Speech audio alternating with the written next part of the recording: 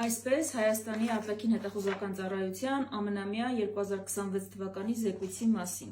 Նախ ինչ ենք կարդում մենք նախաբանում։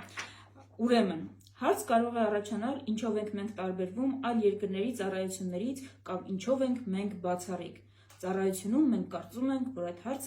հարցի պատասխանը հնչում է մեր ամենասիրելի երկու բառով՝ Հայաստանի Հանրապետություն։ Ահա մեր բացառիկության էությունն ու անփոփոխ նպատակները։ Եթե դուք կարծում եք, որ դուք կարդում եք 7-րդ դասարանի աշակերտի շարադրություն, դուք խոշորաշվով չեք սխալվում, որովհետև ամբողջ զեկույցը կազմված է այդ տրամաբանությամբ։ Թե ով է արտաքին հետախուզական ծառայությանը հարցրել ինչով եք դուք բացառիկ, մենք չգիտենք։ Արտաքին հետախուզական ծառայությունից մենք ակնկալում ենք արդյունավետություն կամ ընդհանրապես ուզում ենք հասկանալ ինչով է զբաղվում այդ կառույցը։ Եվ ահա ինչ է նա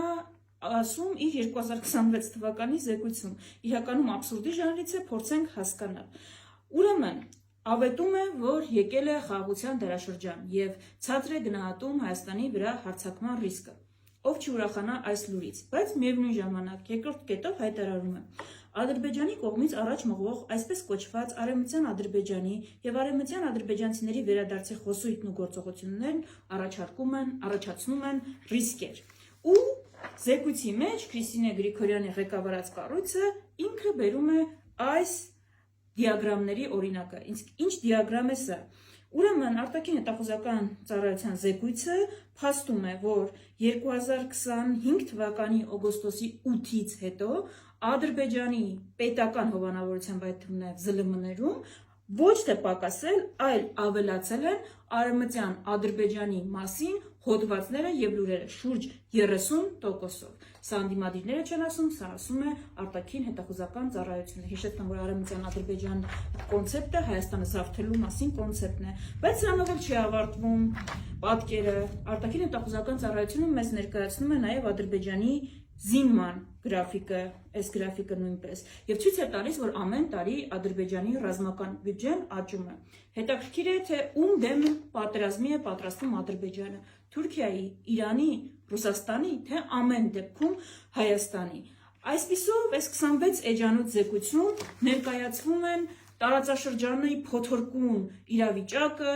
խոսվում է Լիբանանի անկայունության մասին, Սիրիայի անկայունության մասին, խոսվում է Իսրայել-Իրան հակամարտության մասին, և որ 26-ին հնարավոր են փոխադարձ հարձակումներ, խոսվում է, որ ուկրաինական հակամարտությունը դժվար թե լուծվի 26-ին, բայց այս ամենի համայնապատկերում Հայաստանը ներկայացվում է որպես խաղաղության կղզյակ, այսինքն ամբողջը մեր շուրջ վառվելու է, բայց Հայաստանը այդտեղ մնալու է միայն խաղաղության կղզյակ։ Ու ամենահետաքրքիրը, մի քանի էջ զեկույցում նվիրված է հիբրիդային սպառնալիքներին։ Իրենք էլ զեկույցում ասում են, որ դա դեռևս պարզաբանված տերմին չի, ու իրենք փորձում են սահմանել, թե ինչ է տերմինը, եւ մի քանի էջ նկարագրում են, որ Հայաստանը ընտրությունների նախաշեմին անպայման ենթարկվելու է հիբրիդային հարձակումների, սաստկանալու են այդ հարձակումները, բայց այդպես էլ չեն նշում,